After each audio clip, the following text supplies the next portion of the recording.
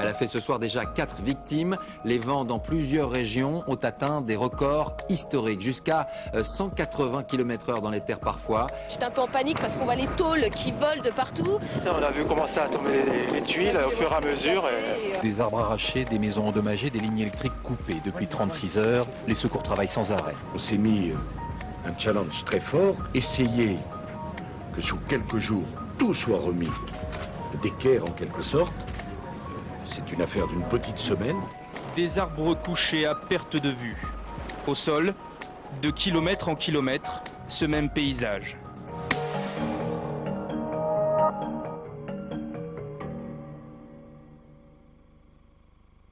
C'était il y a presque 2 ans, le 24 janvier 2009. La tempête Klaus ravage le sud-ouest de la France. Le bilan est terrible, 11 morts, 500 000 sinistrés, plus de 200 000 hectares de forêts détruites. Au total, les dégâts sont évalués à près d'1 milliard d'euros. Près de 2 ans après cette catastrophe, Public Sénat a voulu retourner dans les Landes, le département le plus touché avec plus d'1 tiers de la forêt détruite. Comment les Landais s'en sortent-ils aujourd'hui? L'État a-t-il tenu toutes ses promesses? Comment reboiser cette forêt, la plus grande forêt exploitée d'Europe? Les reporters de Public Sénat ont enquêté.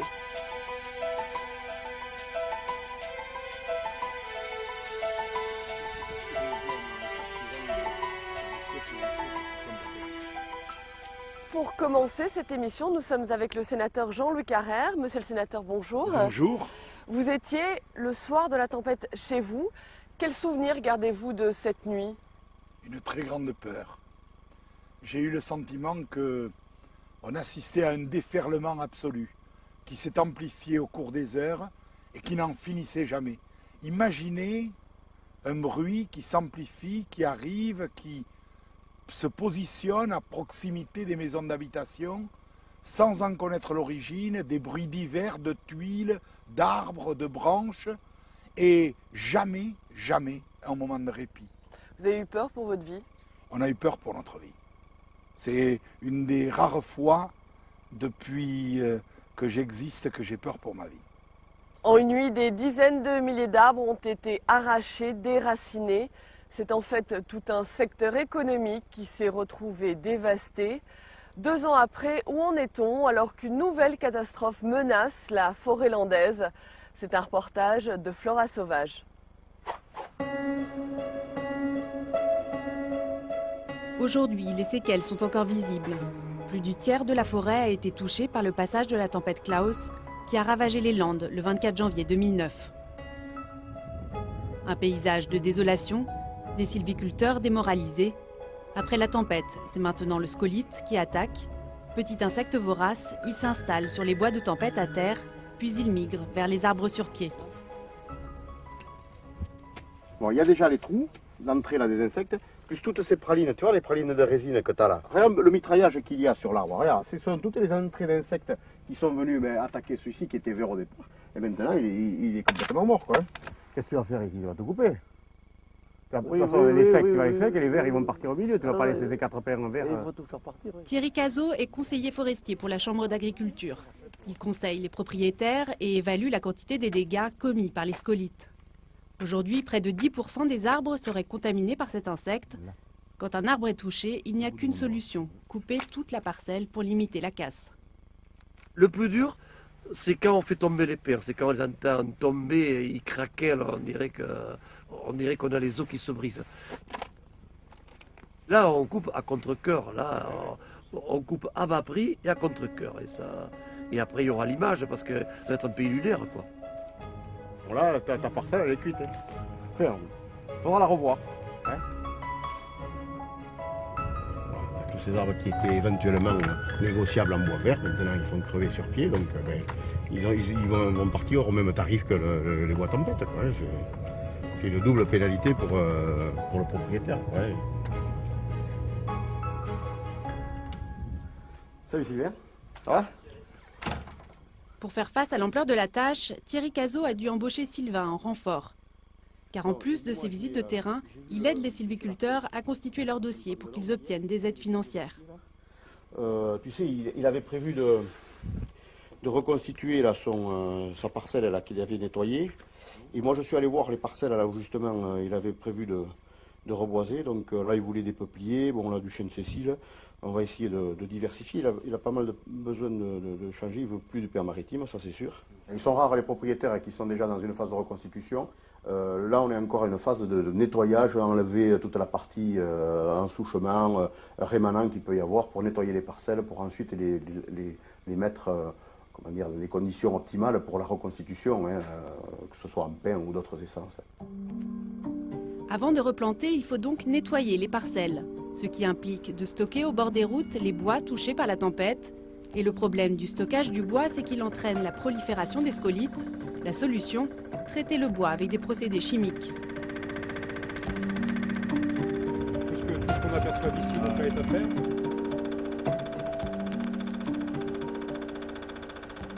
Le traitement qu'on est amené à réaliser est un traitement qui ne concerne que les bois qui sont stockés en pile et qui sont stockés en forêt, bord de piste, bord de route, bord de parcelles, parce que on considère à juste titre que ces stocks de bois recèlent des quantités d'insectes qui vont réessaimer vers la forêt avoisinante. Mais traiter en masse n'est pas forcément la solution idéale, car les produits chimiques sont toxiques. Du coup, pour conserver le bois, il existe une autre solution, le stockage par aspersion. 4 aires de stockage ont été créées après la tempête, comme ici à Rion-des-Landes. Ça, c'est la pompe qui permet de reprendre l'eau du bassin, qui permet d'envoyer sur les canons qui arrosent par-dessus. On asperge le bois pour le protéger. Au-delà de 100% de taux d'humidité, il est inerte, donc il conservera ses qualités mécaniques. Nous avons fait des tests en sillage et chez les papetiers. Le bois est parfaitement utilisable après plusieurs années d'aspersion. En moins d'1 an, l'aire a atteint sa capacité maximum. 320 000 tonnes de bois sont stockées ici. Il sera ensuite transformé en parquet, en palettes, en nappes ou encore en serviettes en papier. Ça va gommer entre guillemets quelques années le déficit de bois. Ça ne fera pas tout, parce qu'on sait bien que dès lors que les dispositifs seront terminés à partir de 2015-2016, nous aurons des soucis d'approvisionnement sur le massif. Du sylviculteur à l'industriel, en passant par les entreprises qui manqueront d'activité, c'est l'ensemble d'une filière qui souffre parce qu'on va manquer de ressources. Car il faut en moyenne 50 ans pour pouvoir exploiter un pain maritime et en tirer des bénéfices. Près de 2 ans après la tempête, il reste encore la moitié des arbres touchés à terre. Le travail de nettoyage et de reconstitution ne fait que commencer.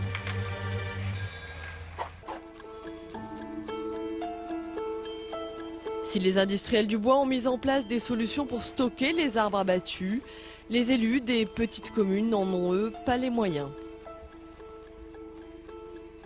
Ici, à Rion-des-Landes, la tempête a fait des ravages. Plus des 2/3 du massif forestier ont été dévastés. Nous sommes aujourd'hui avec le maire de cette commune, Joël Goyenex. Bonjour, monsieur le maire. Bonjour. Alors, selon vous, on le voit, les ravages de la tempête sont encore bien visibles. Peu de choses ont été faites depuis 2 ans. Je crois que personne n'a pris l'exacte mesure des effets de cette tempête. Et ce qui est sûr, c'est que ce qui a été fait est insuffisant et que beaucoup reste à faire. Combien de temps il vous faudra pour déblayer tout ce bois ? Pour déblayer le bois, cela dépend essentiellement du marché. C'est-à-dire qu'aujourd'hui, il reste beaucoup de bois à vendre, mais par contre, peu d'acheteurs se bousculent et surtout à des prix qui sont dérisoires. Donc c'est en fait la loi du marché qui va s'appliquer. On peut penser qu'il faudra encore quelques longues années avant d'effacer les effets de la tempête. Pourquoi ? Parce que ce bois-là ne vaut plus grand-chose, c'est ça ? Écoutez, voilà du bois qui aurait été vendu au minimum à 30-35 € le ster avant la tempête. Aujourd'hui, nous l'avons négocié à 2 € le ster, 2 € au lieu de 35, donc on est évidemment très loin parce que vous pouvez le voir, c'est un bois qui aujourd'hui subit les affres de champignons, donc il a bleui puis noirci. Et résultat, ce bois ne vaut plus grand-chose. Esthétiquement, il est impossible d'enlever le bleu et donc l'apparence du bois fait qu'aujourd'hui, il nous a acheté, je vous ai dit, à peu près 10 fois à 15 fois moins cher qu'avant. Alors ces pins que la commune exploitait représentaient également une source de revenus pour votre commune. Quel est le manque à gagner aujourd'hui dans votre budget ? Alors sur les années 2009 et 10, étant donné le nombre de bois par terre, ça n'a été que de 100 000 euros à peu près par an, mais à partir de 2013, on peut penser que ce sera à peu près l'intégralité, c'est-à-dire 400 000 euros par an. 400 000 euros en moins dans votre budget. 400 000 euros en moins dans un budget, c'est-à-dire pour nous 20% de moins dans le budget de fonctionnement. Est-ce que vous avez touché une aide justement pour vous aider à nettoyer tout ce bois? Alors pour nettoyer, pour exploiter, zéro. Depuis 2 jours, nous pouvons quand même vous dire que nous avons touché une aide exceptionnelle de 22 500 euros pour pallier le manque à gagner. Alors on ne sait pas si, bon, voilà, s'il s'agit d'une plaisanterie ou pas, mais sachez que 500 000 euros ont été à partager entre une centaine de communes forestières landaises. C'est la commune de Riom qui a touché le plus. Je vous le répète, 22 500 euros. Pourtant, dès le lendemain de la tempête, Nicolas Sarkozy promet des aides immédiates. 1 milliard d'euros vont être alloués au fameux plan Barnier du nom du ministre de l'Agriculture de l'époque. Alors 2 ans après, où en est-on? Le milliard a-t-il été distribué? C'est un reportage de Fabrice Cunet.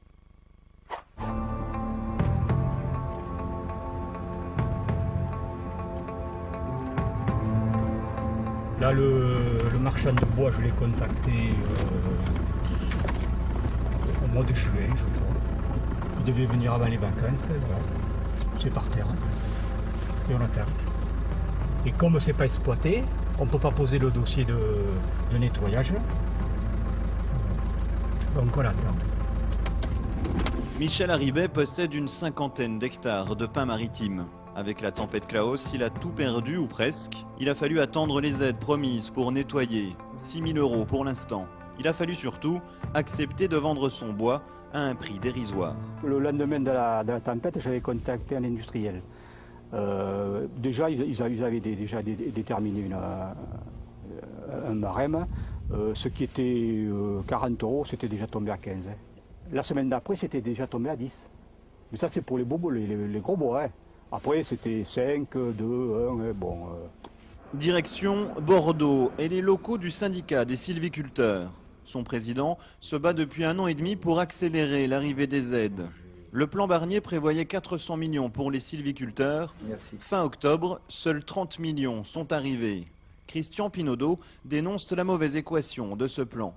C'est l'État qui a fait la faute de donner des subventions aux industriels pour acheter le bois. C'est l'inverse qu'il fallait faire. Il fallait donner la subvention aux producteurs pour qu'ils vendent leur bois. Alors les industriels ont-ils profité de la crise? Richard Joly dirige une scierie. Avec les aides de l'État, il a créé une aire de stockage. 2 ans de consommation pour un investissement de 4 millions d'euros.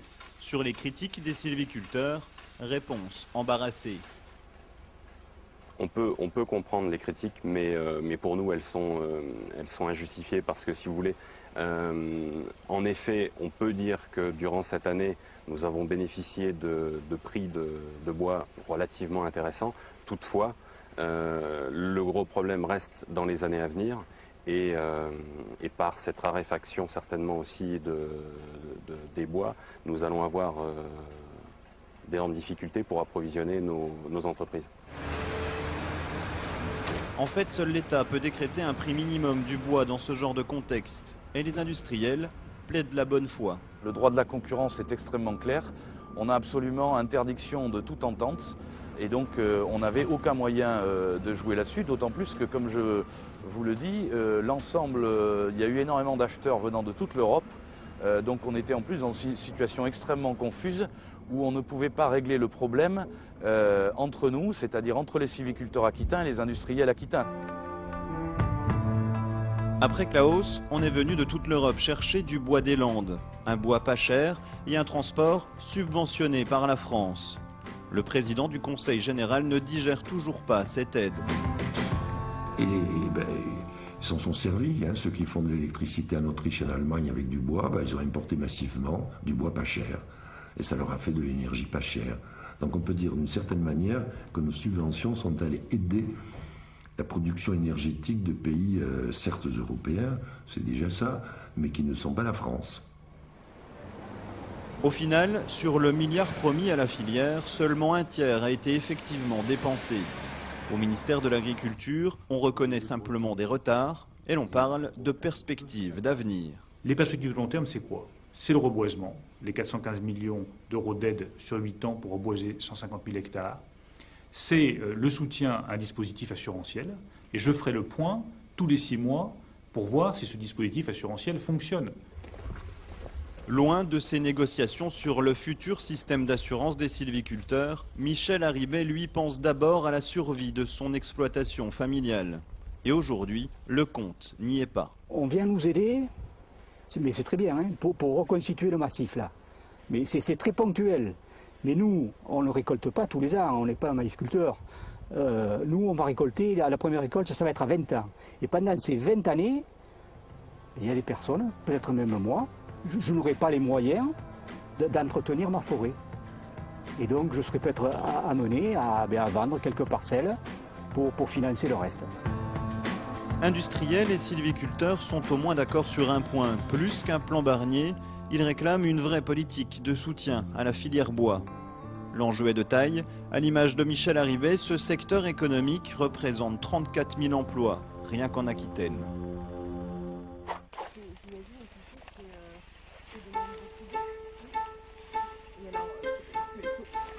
En 1857, Napoléon III décide de planter des hectares de forêt dans les Landes. Objectif, fixer les dunes côtières et assécher les marécages. Aujourd'hui, comme à l'époque, cette forêt est composée à 95% de pins maritimes, une essence plutôt fragile. Alors on l'entend dans ce reportage, Bruno Le Maire promet une enveloppe de 415 millions d'euros pour le reboisement. Pourquoi 2 ans après, et on le voit sur cette parcelle, pourquoi le reboisement n'a toujours pas commencé? On est encore beaucoup trop près de l'événement. Avant de pouvoir reboiser, donc il faut bien sûr exploiter les bois, et on a aussi une phase de nettoyage dans laquelle on est à l'heure actuelle. Donc les chantiers de reboisement n'ont pas encore démarré et ne démarreront certainement pas avant au moins l'année prochaine. C'est vrai que sur cette parcelle-là, on est encore avant le nettoyage. Là, on est sur une parcelle qui a été exploitée, mais qui est en attente encore de reboisement. Et c'est vrai qu'il faudra évacuer ces souches qui ont été renversées par la tempête et qui vont rendre difficiles les opérations derrière de reboisement. Est-ce qu'on peut imaginer planter d'autres espèces d'arbres que le pin maritime, des espèces qui soient ou plus résistantes, ou alors qui aient une durée d'exploitation plus courte, comme l'eucalyptus par exemple, qui je crois a une durée d'exploitation de 35 ans au lieu de 50 ans pour le pin maritime? Alors en fait on a quand même une très très forte limitation ici pour le choix des essences qui sont les sols. On a des sols comme on peut le voir sur cette souche-là, dans lesquels les racines ne peuvent pas rentrer profondément parce qu'on a des obstacles en profondeur, notamment des couches de roches dans ces parties-là. Et on a d'ailleurs à faciliter son arrachage, j'allais dire. Ce qui explique aussi la quantité d'arbres renversés que l'on trouve sur cette tempête. C'est essentiellement lié au fait que sur ce type de sol, les racines ont du mal à pénétrer en profondeur. On voit que ça fait comme une espèce de table et du coup ça rend les arbres plus sensibles à l'arrachement. Sur d'autres sols, le pin pourrait faire des racines plus profondes, mais pas ici. En outre, ces sols sont sableux. Ce sont des sols extrêmement pauvres, parmi les plus pauvres d'Europe, si ce n'est les plus pauvres. Et ça rend extrêmement difficile de remplacer le pin maritime par une autre essence. Il y a eu déjà beaucoup d'essais de fait. Depuis 50 ans, on a essayé plus de 50 espèces et il y a très peu d'alternatives qui survivent ou qui poussent sur ces sols-là. Bon, vous en avez cité une qui est l'eucalyptus, sur lequel on a assez peu de recul en production sur ces terrains-là. Donc elle fera certainement partie des espèces qui seront essayées. Est-ce que ça sera mieux, moins bien? On verra bien. Il y a une autre espèce de pin, mais dans tous les cas, ça ne pourra concerner qu'une petite fraction des surfaces disponibles après la tempête. Alors devant la perspective de devoir replanter des parcelles qui ne seront bénéficiaires qu'au bout de 50 ans, certains sylviculteurs décident d'abandonner la culture du bois et de se lancer dans l'agriculture ou même l'énergie solaire. C'est un reportage de Marie Brémaud.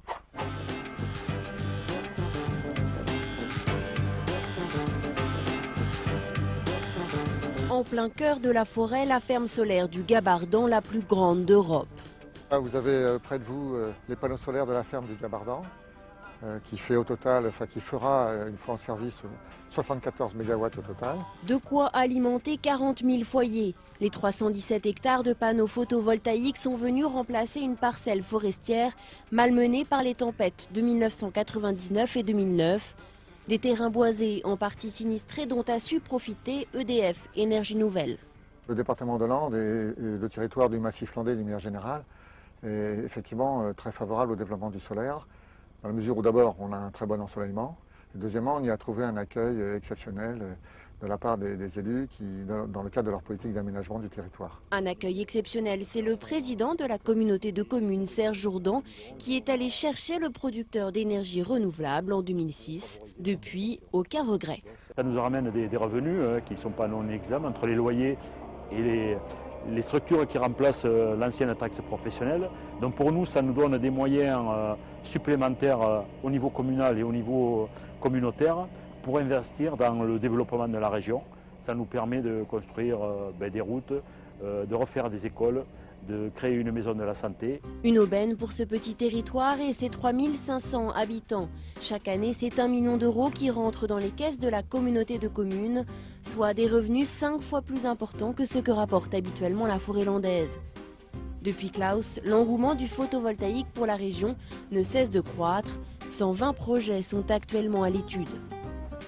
Le massif landais, objet de toutes les convoitises, les agriculteurs, eux aussi, veulent prendre part au partage de la forêt. Et vous voyez, là, ça a été couché par le vent. Et là, vous voyez, ces haricots verts, et d'ici 8 jours, ils vont être récoltés. Il reste, il nous semble, encore de l'espace pour aménager entre la forêt et l'agriculture. Qui plus est que depuis la tempête Klaus et suite également à la tempête d'il y a 10 ans, voilà, il y a un petit peu de vague à l'âme dans le monde des sylviculteurs. Alors il ne s'agit pas de faire disparaître la forêt, loin de là notre souhait, mais c'est de remembrer, de faire des îlots de culture qui soient opérationnels pour des agriculteurs d'avenir.